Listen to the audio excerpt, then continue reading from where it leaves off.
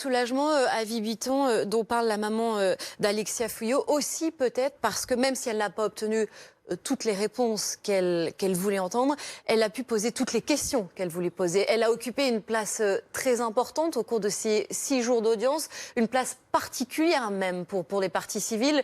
Ça ne se passe pas toujours comme ça, on est bien d'accord, hein? Alors, il est vrai que normalement... le fait qu'elle ait pu s'adresser directement à Jonathan Daval, vous avez tout à fait ça c'est quand même particulier. Effectivement, normalement, dans un procès, que ce soit d'ailleurs dans un procès civil ou un procès criminel, la règle est la même. Les parties s'adressent au juge, qui a la police des débats, qui distribue la parole et qui va juger l'affaire. Et elles ne se parlent pas entre elles. On veut éviter, évidemment, que le procès tourne à la foire d'empoigne. Et là, effectivement, le président, qui, encore une fois, a la police des débats, a autorisé, à titre exceptionnel, parce que probablement les circonstances le voulaient, les parties à se parler entre elles, effectivement.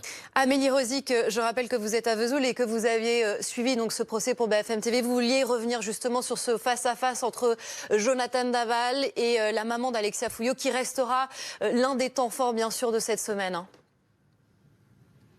Oui, peut-être expliquer pourquoi ça a pu avoir lieu. C'est vrai que c'est assez rare lors d'un procès d'assises et le président de la Cour a effectivement permis hier matin à Isabelle Fouillot, la maman d'Alexia, de s'adresser directement à Jonathan Daval. Et il faut pour ça se souvenir, remonter un peu dans le temps ce qui s'est passé pendant cette affaire.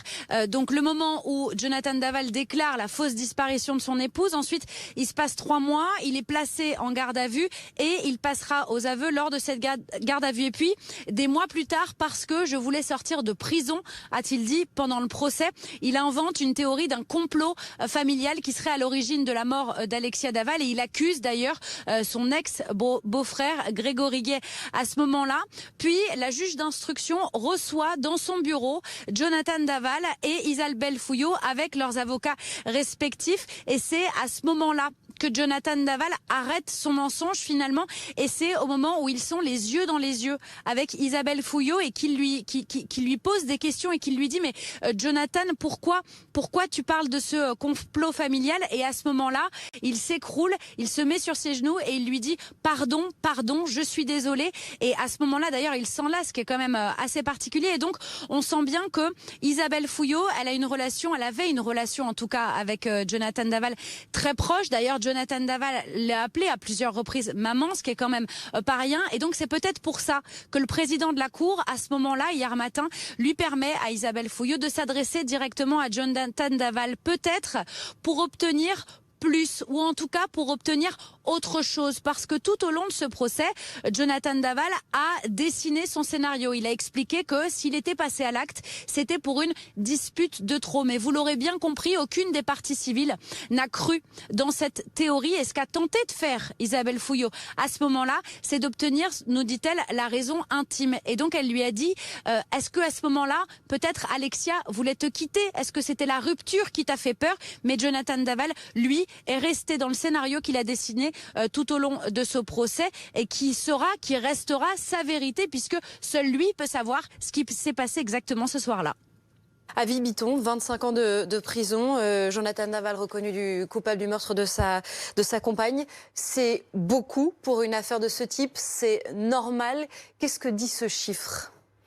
Alors, le commentaire que je vais faire n'est pas mon appréciation personnelle, mais plutôt ce qui se pratique habituellement dans les cours d'assises. En comparaison avec les autres peines. Habituellement, il y a des études qui ont été faites sur le sujet, on a des statistiques, on a des chiffres. En matière de crimes entre époux, de crimes passionnels, souvent, les cours d'assises sont indulgentes. Les peines sont anormalement, on va dire, par rapport aux autres affaires de meurtre, anormalement basses. Voilà.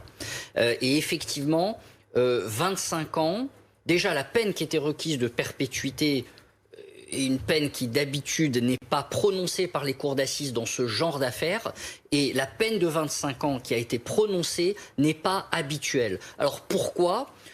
On peut penser parce que ce sont des criminels d'occasion, ce ne sont pas des criminels d'habitude, ce ne sont pas des tueurs à gages, ce sont des hommes ordinaires, souvent mariés, pères de famille, qui travaillent. Et donc, si vous voulez, les jurés ont conscience et c'est une réalité, que le risque de récidive est infime. On trouve très peu de criminels de ce type récidiver en sortant de prison, épouser une autre femme et la tuer. Et ça a d'ailleurs été, cet argument-là, ça a été au cœur de la stratégie des avocats de la défense de Jonathan Daval, notamment maître Randolph Schwerdhofer, qui restera quand même l'un des personnages aussi de cette affaire. On rappelle qu'il est quand même passé d'avocat de la partie civile à avocat de la défense, puisqu'au début, Jonathan Daval était du côté des parties civiles. Oui. Ça, c'est quand même pas rien. Oui, c'est-à-dire que Randolph Schwerdhofer a d'abord été l'avocat de Jonathan Daval, première partie, c'est-à-dire au moment entre la révélation de la disparition d'Alexia Daval et le moment où il est placé en garde à vue. Et donc, toute cette période-là, il est partie civile lambda, si je puis dire. Et puis, à un moment, Jonathan Daval est interpellé, placé en garde à vue. Et donc, Randolph Schwerdhofer passe de l'autre côté et devient son avocat. Il devient avocat de la défense. Alors, il y a plusieurs choses. Je pense que quand vous parliez des 25 ans, que vous posiez la question à mon confrère Avi Bitton, je pense que dans les réquisitions de l'avocat général, on doit comprendre que effectivement, il y a la question des violences faites aux femmes, et ça, c'est une première chose.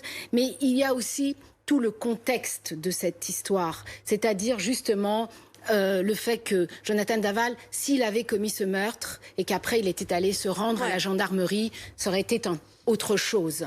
Mais simplement, il a commis le meurtre et puis pendant 3 mois, il a habité avec ses beaux-parents. D'ailleurs, Monsieur Fouillot, le papa d'Alexia, l'a dit tout au long de la semaine. Il a dit « J'ai vécu pendant 3 mois avec le meurtrier de ma fille sans le savoir ».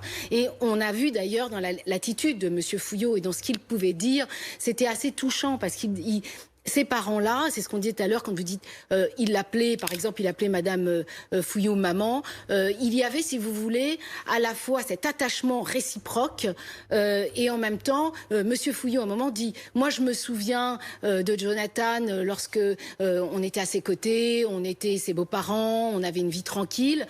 Et c'est l'homme, finalement, ils ont du mal un peu, on le sent, à se détacher de cette image. Et puis, il y a l'après, c'est-à-dire la révélation. Et ils ont forcément tenu compte aussi de ça, de ce contexte, ensuite de ces le changements mensonge, de version, voilà, de ces contradictions. Et puis la découverte du corps qui a été caché pendant un temps, et puis l'état du corps, parce qu'il y a quand même eu, il y a eu un traitement qui a été décrit d'ailleurs lors des débats dans le cadre des expertises dans les premiers jours. Pascal Neveu, 25 ans de prison. Alors Jonathan Daval ne va pas rester 25 ans en prison puisqu'il va y avoir des remises de peine, donc il devrait rester au moins 10 ans. C'est bien ça, Avi Bitton, en quelque Alors, 10 ans de plus. C'est-à-dire qu'il est libérable à mi-peine. 25 ans, la mi-peine, c'est à peu près à 12 ans et demi. Il a fait à peu près 3 ans de détention provisoire qui vont s'imputer sur la peine. Donc, effectivement, dans 10 ans, il sera libérable. Alors, ce n'est pas automatique. Ça ne veut pas dire qu'il sera libéré dans 10 ans. Dans 10 ans, il pourra faire une requête auprès du tribunal d'application des peines. Et en fonction de son comportement en prison, de l'évolution du travail qu'il a pu faire sur lui-même, peut-être avec des psychiatres en détention, eh bien là, la justice appréciera s'il est encore dangereux ou s'il doit être libéré. Donc on parle bien d'un homme qui va passer quand même plusieurs années en prison. Ça n'est pas rien.